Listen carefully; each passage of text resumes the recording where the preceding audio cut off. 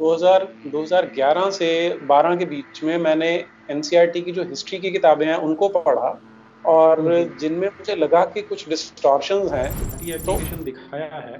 हम्म। मैंने इसी एनसीईआरटी को 100 से ज्यादा आरटीए एप्लीकेशंस लगाए थे, जिसमें मैंने इनसे यही मांगा था कि जो चीजें आप हमारे बच्चों को पढ़ा रहे हैं उसके सोर्सेज कहाँ हैं।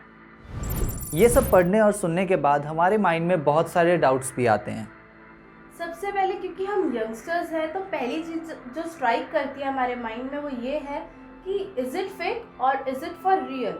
क्योंकि हमारे टाइम पर भी हमने स्कूल्स में यही सेम एनसीईआरटी बुक्स पढ़ी हैं। तो हम इस रिजल्ट पर पहुंचे हैं कि जो ये है ये सब कुछ फॉर रियल है और जो हम ये पढ़ते आ रहे हैं ये झूठ है।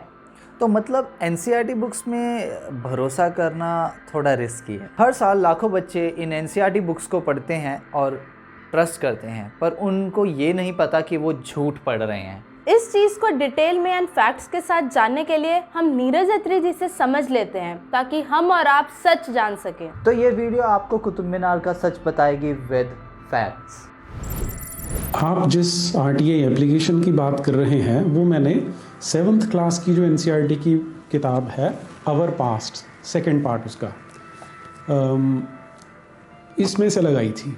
इसमें जो पेज नंबर 36 है वहाँ पर जो एनसीईआरटी के ऑथर्स हैं उनका क्लेम ये है कि जो कुतुब मीनार है इसे 2 सुल्तानों ने, जिनके नाम यहाँ दिए हैं कुतुबुद्दीन ऐबक और इल्तमिश, इन्होंने बनवाया था लगभग 1200-1210 के आसपास के बीच में, यानी जो 13th सेंचुरी है उसके स्टार्टिंग में।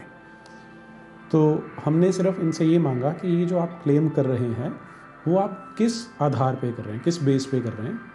क्योंकि कभी भी जब कोई राजा या कोई भी रूलर जो है वो कोई बिल्डिंग बनवाता है तो उसके बारे में या तो उसके जो अपने दरबार में जो क्रॉनिकलर होते हैं वो उसको कहीं ना कहीं लिखते हैं, या दूसरा ये होता है कि जो ज़्यादा एक्सेप्टेड तरीका है कि जो बिल्डिंग बनाई जाती है, जो भवन बनता है, वहाँ पर कोई शिलालेख लगाया जाता है, एपिग्राफिकल एविडेंसेस होते हैं। तो हमने इनसे यही मांगा था कि आपके पास कौन से ऐसे डॉक्यूमेंट्स हैं और अगर डॉक्यूमेंट्स हैं तो उनकी हमें ट्रांसलेशन प्रोवाइड की जाए, और दूसरा कि अगर कोई इसका एपिग्राफिक एविडेंस है तो वो हमें प्रोवाइड किया जाए। इसके अलावा कि कौन से लोग हैं जिन्होंने ये डिसाइड किया था कि हमारे देश के बच्चों को ये चीज़ें पढ़ाई जाएँ हिस्ट्री बुक्स में, उनके नाम दिए जाएँ, और जिस फाइल में सब आपने रखा है उसकी फ़ाइल नोटिंग्स हमें प्रोवाइड की जाएँ, क्योंकि ये सारी चीज़ें बताती हैं ओवरऑल माइंडसेट कैसा है उन लोगों का जो हमें हिस्ट्री बुक्स पढ़ा रहे हैं। तो जो एनसीईआरटी से मुझे उसका रिप्लाई आया वो बहुत ही हैरान करने वाला था और बड़ा सरप्राइजिंग था। उनका कहना था कि उनके पास इस क्लेम के बारे में कोई भी रिकॉर्ड्स अवेलेबल नहीं है। अब यहाँ आपको मैं ये बता दूँ कि ये किताबें हमारे देश में 2005 और 2006 के बीच में लगाई गई थी, जब यूपीए 1 की सरकार आई थी, जिसमें मनमोहन सिंह प्राइम मिनिस्टर थे और Sonia Gandhi super prime minister होती थी। तो उस समय ये किताबें हमारे देश में लगवाई गई थी, और बीते लगभग 15-16 वर्ष से यही किताबें हमारे देश में चल रही हैं। अब इसके बाद जब मैंने हिस्ट्री बुक्स को पढ़ना शुरू किया उसी पीरियड की, जिसे हम मिडीवल पीरियड बोलते हैं, तो उसमें मुझे इस तरह का कोई रेफरेंस मिला नहीं। क्योंकि देखिए जो नॉर्मल प्रोसेस है वो ये होता है कि जब राजा ने कोई बिल्डिंग बनवानी है, वो भी इतनी बड़ी बिल्डिंग बनवानी है, तो उनका अपना कोई एक्सपीरियंस होना चाहिए। ये कुतुबुद्दीन ऐबक और इल्तमिश ये जहाँ से आए थे वहाँ पर इनकी ऐसी कोई बिल्डिंग समय कोई भव्य निर्माण देखने को नहीं मिलते, तो यहाँ आए हैं तो उसके लिए बहुत मेहनत करनी पड़ी होगी। इतनी बड़ी बिल्डिंग बनानी है, उसकी नींव खोदनी है, वो अपने आप में बहुत बड़ा काम हो जाता है। लेकिन कोई रिटन डॉक्यूमेंट, कोई एपिग्राफिक एविडेंस मुझे नहीं मिला। सिर्फ एक जगह पे, वो भी सो कॉल्ड ये जो क्लेम है कि 1210 के आसपास बनाया गया कुतुब मीनार को, उससे लगभग 125 साल बाद एक अफ्रीकन ट्रैवलर आता है। वो ट्रैवलर भी नहीं एक्चुअली, वो भी एक जिहादी है, बहुत गंदा व्यक्ति था, इब्न बतूता, जो हमारे देश में आता है। तो वो एक जगह पर इसको पासिंग रेफरेंस देता है कि मैंने वो मीनार देखी है और वो इस सुल्तान ने बनवाई थी। उसे हम authentic document, authentic source, authentic evidence कभी नहीं मान सकते, क्योंकि वो या तो कंटेम्प्रेरी, जैसे हम समकालीन बोलते हैं, वो होना चाहिए, लेकिन यहाँ पर ऐसा कोई एविडेंस नहीं है। और 100 साल तक तो कहानी कुछ की कुछ बन जाती है, वो सच है झूठ हमें नहीं पता। तो मेरा आपके माध्यम से भी और जितने सोर्सेज इसको यूज़ कर रहे हैं उनके थ्रू ये एक मैसेज है हमारी सरकार के लिए कि वो एक कमेटी बैठाएं और हमें ये बताया जाए कि इसका सच क्या है। क्योंकि अगर कोई ये जो आए थे एक्चुअली लुटेरे थे, जो अपने आप को सुल्तान कहते थे, वो इतनी बड़ी बिल्डिंग बनाते हैं तो उसका कोई पर्पज़ होना चाहिए जो हमें यहाँ दिखाई नहीं देता। अगर आप आज कुतुब मीनार देखने जाएंगे तो वहाँ बाहर एक आर्कियोलॉजिकल सर्वे ऑफ इंडिया ने एक तख्ती लगा रखी है जिस पर लिखा है कि जो वहाँ पर मस्जिद बनी है वो मस्जिद 27 हिंदू और जैन मंदिरों को तोड़कर उनके मटेरियल से, उनका जो उनकी सामग्री थी उससे बनाई गई है।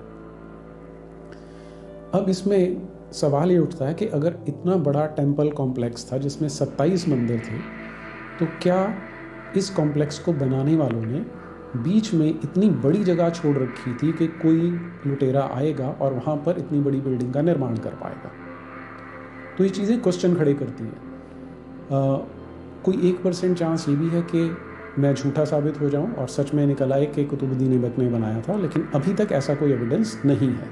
अगर ऐसा हो गया तो मुझे बड़ी खुशी होगी सच जानकर।